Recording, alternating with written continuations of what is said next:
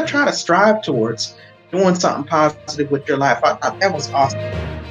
But just a little food for thought and a little bit of time for some dialogue. See those two working the case. They are determined to nail ghosts to the cross. Welcome to Pandi's Weekly Recaps. Well, hello. I'm Pandi of Pandi's Hair Candy and More. If this is your first time visiting my channel, welcome. If you are already a part of my chat family, you already know what it is.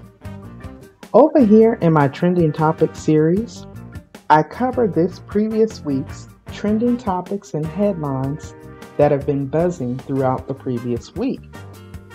Now, if you enjoy this commentary, please take a moment to hit that subscribe button. It doesn't cost you anything. It is free 99. And if you really enjoy the commentary, please double tap on that notification bell so that you are notified each and every time new content is uploaded to the channel. Now, over here for the most part, I cover hair, wigs, product reviews, TV show reviews, some game nights, and just a whole variety of other things. Now again, in today's trending topics, I'm going to go ahead and share buzzing stories that were buzzing along social media as well as local and global news media outlets. And without further ado, y'all, I'm going to go ahead and jump right in. Now, Black Ink crew boss Caesar Emanuel was accused of not paying $26,000, a settlement for allegedly stealing the Mayweather-McGregor fight. Now, once again, Caesar and his company, Black Ink Crew, are in trouble. Bossip is exclusively reporting that the tattoo shop mogul has not paid the dime of the $26,000 settlement related between him and Johan Productions. Caesar was allegedly accused of pirating the 2017 Mayweather and McGregor fight and showing it in his ATL tattoo shop.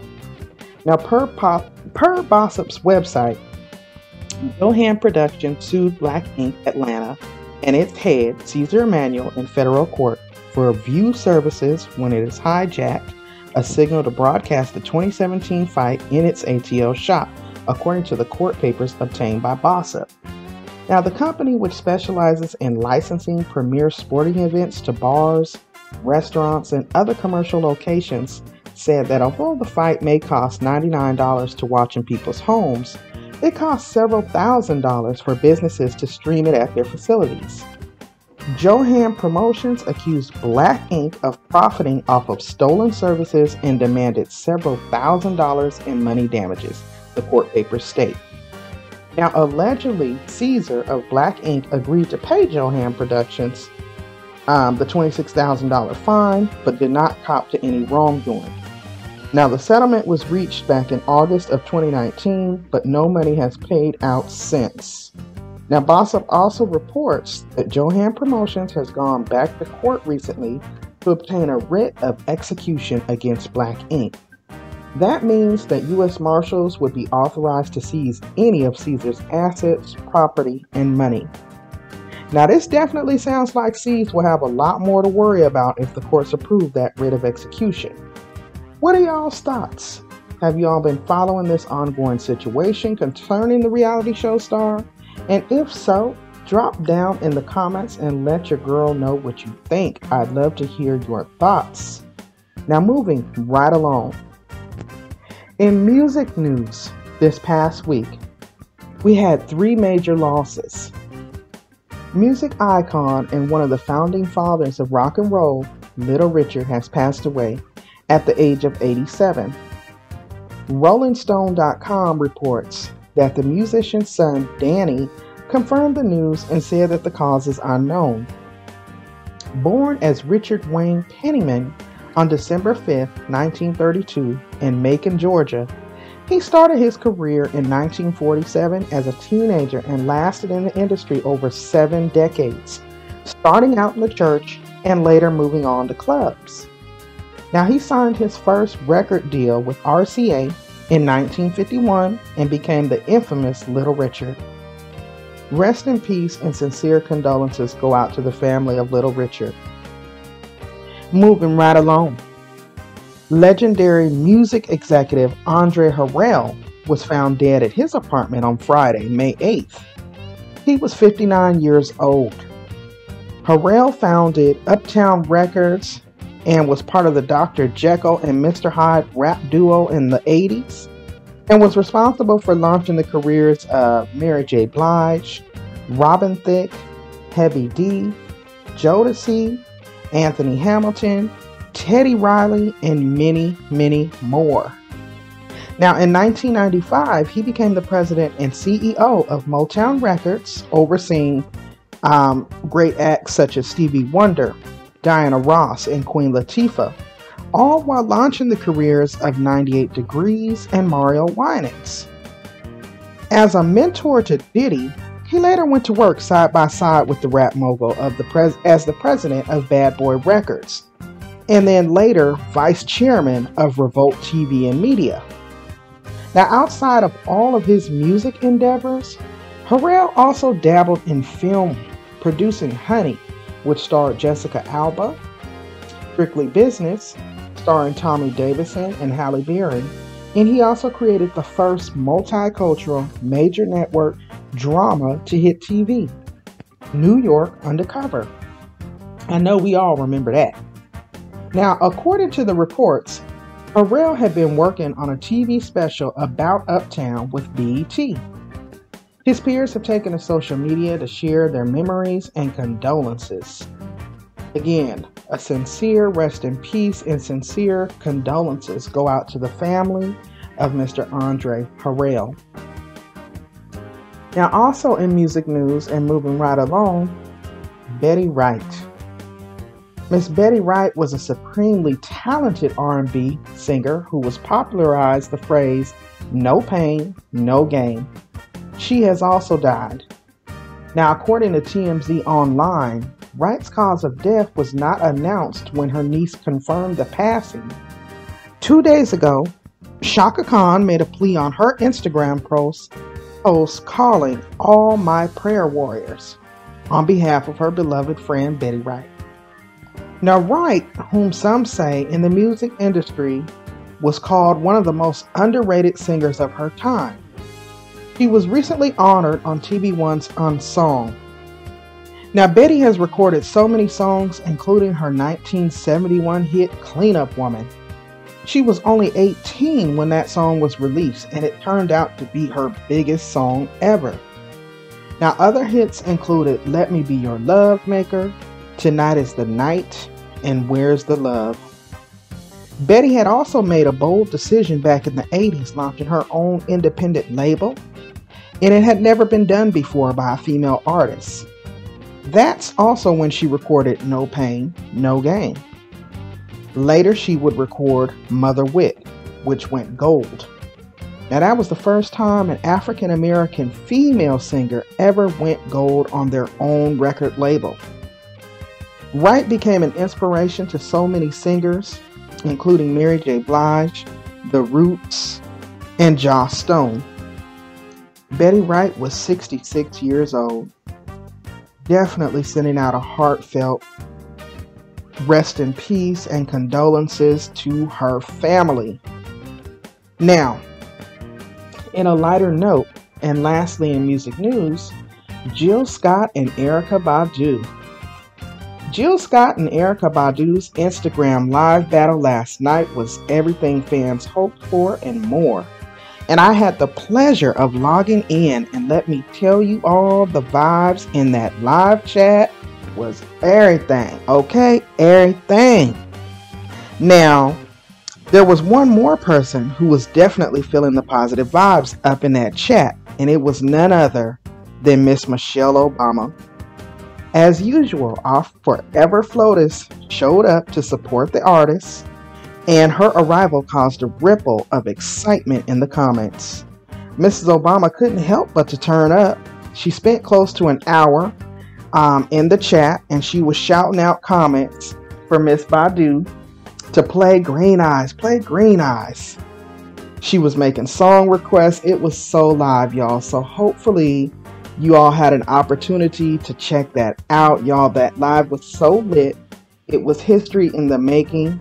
The energy in there was beautiful, and there were over 760,000 people in the live, from the Obamas to Spike Lee, to Quincy Jones, Janet Jackson. It was true Black excellence, and it was amazing to watch it unfold in real time. Did you all see it unfold? Please drop down in the comments and let your girl know. Now, in closing, I want to send out a happy Mother's Day to all mothers.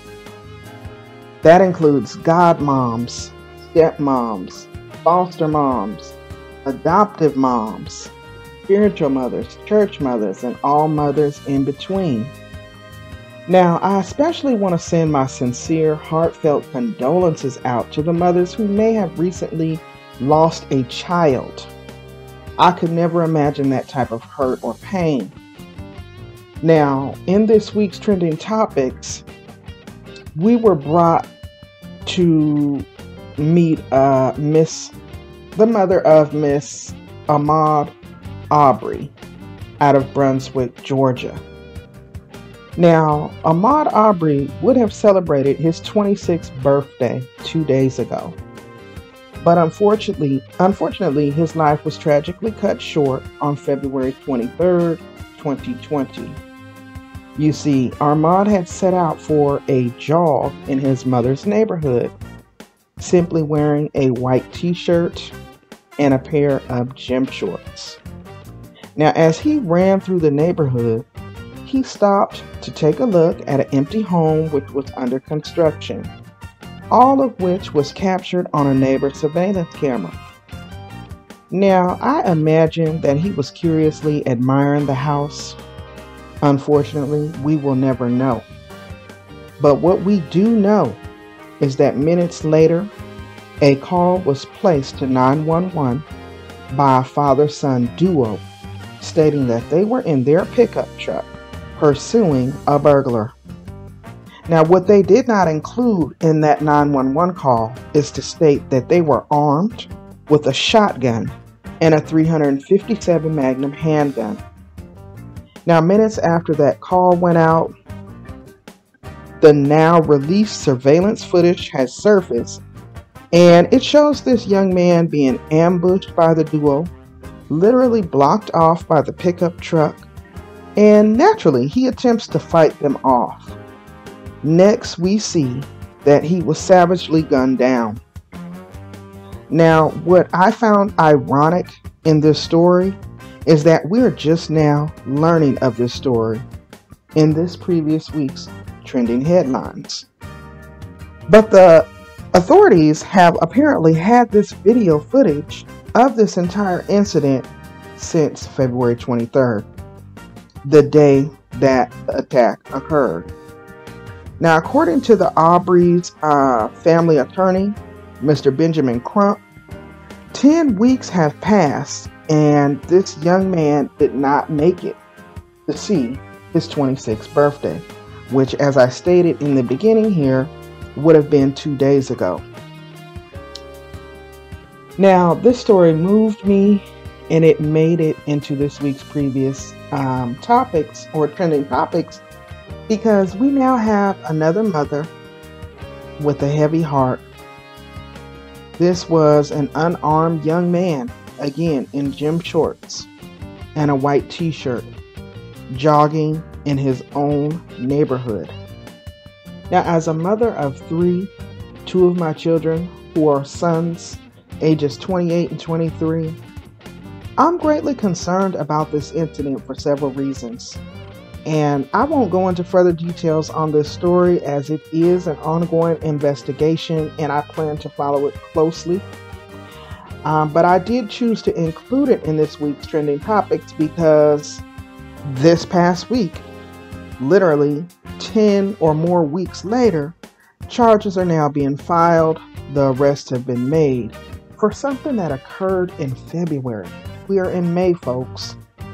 Now, if the roles were reversed and it was Ahmad Aubree and his father, armed with guns, hunting down and fatally shooting an unarmed resident, caught on surveillance camera, Would it have been the same 10 weeks that they were allowed to roam freely and comfortably before charges would be filed? Unfortunately, this incident shines the spotlight on the ugly truth that tends to be that there really are two Americas rather than just one United States of America. What are y'all's thoughts? Are you all familiar with this story? If so, drop down in the comments and let me know your thoughts. I would love to hear your feedback. My heart goes out to this family, in particularly the mother, as this will be a Mother's Day that she will never forget. I'm Pandi, y'all, of Pandi's Hair, Candy, and More. I want to thank you for taking a moment to watch this video, and I hope that you enjoyed it. And if you really enjoyed it, like I said, please take a moment to hit that subscribe button. It doesn't cost you anything. It's free 99. And make sure that you double tap on that bell so that you're notified each and every time new content is uploaded to the channel. See you all in the next video. Bye-bye.